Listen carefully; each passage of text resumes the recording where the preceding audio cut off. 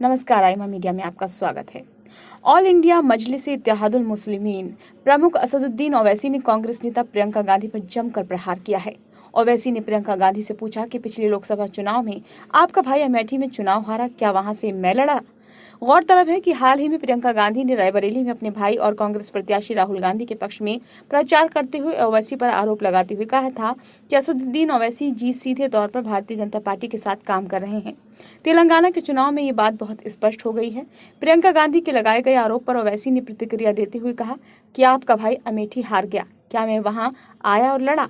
महाराष्ट्र में आपने उद्धव ठाकरे के साथ गठबंधन किया है, क्या वो धर्मनिरपेक्ष हैं? ये वही शिवसेना है जिसके कार्यकर्ताओं ने 6 दिसंबर को बाबरी विध्वंस किया था मस्जिद, क्या आप उनके साथ हैं?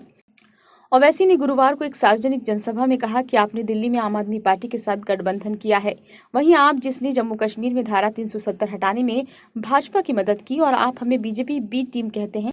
2019 के चुनाव में आप 92% सीटें हार गए, जिन पर आप भाजपा के खिलाफ प्रतिस्पर्धा कर रहे थे। इस बार आप 300 सीटों पर लड़ रहे हैं। मुझे बताएं, आपको क्या लगता है कि आप कितनी सीटें जीतेंगे? गौरतलब है कि वर्ष 2019 के लोकसभा चुनाव में राहुल गांधी ने अमेठी के साथ साथ वायनाड सीट से भी चुनाव लड़ा था। हालांकि वो वायनाड से जीत दर्ज करने में कामयाब रहे, लेकिन अमेठी सीट केंद्रीय मंत्री स्मृति ईरानी से हार गए। इस बार राहुल गांधी वायनाड और रायबरेली से चुनाव लड़ रहे हैं। अमेठी से कांग्रेस ने किशोरी लाल शर्मा को मैदान पर उतारा है। रायबरेली सीट पिछले 2 दशकों से राहुल गांधी की मां सोनिया गांधी के पास थी। हालांकि रायबरेली से चुनाव मैदान में उतरकर राहुल ने अपने लिए कांटे ही बोए हैं, क्योंकि यदि वो यहां से जीत जाते हैं तो यही कहा जाएगा कि ये तो गांधी नेहरू परिवार की परंपरागत सीट है। यहाँ पर उनकी जीत पर कोई हैरानी की बात नहीं है। अगर वो वायनाड और रायबरेली दोनों स्थानों से जीते तो उन्हें एक स्थान से इस्तीफा देना पड़ेगा। यदि वो वायनाड की सीट छोड़ते हैं तो दक्षिण में अपनी पैठ बना रही कांग्रेस पार्टी के लिए गलत संदेश जाएगा।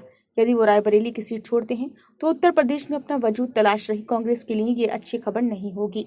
इसके साथ ही भाजपा नेताओं को ये कहने का मौका भी मिल गया है कि चूंकि अमेठी में राहुल को स्मृति ईरानी से हारने का डर था, इसलिए उन्होंने रायबरेली की सीट चुनी। कुल मिलाकर रायबरेली से चुनाव लड़ने का निर्णय राहुल गांधी के लिए मुफीद नहीं साबित होगा, इतना तय है।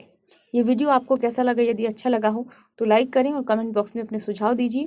यदि आपने इस चैनल को अभी तक सब्सक्राइब नहीं किया है तो कृपया इसे सब्सक्राइब करें।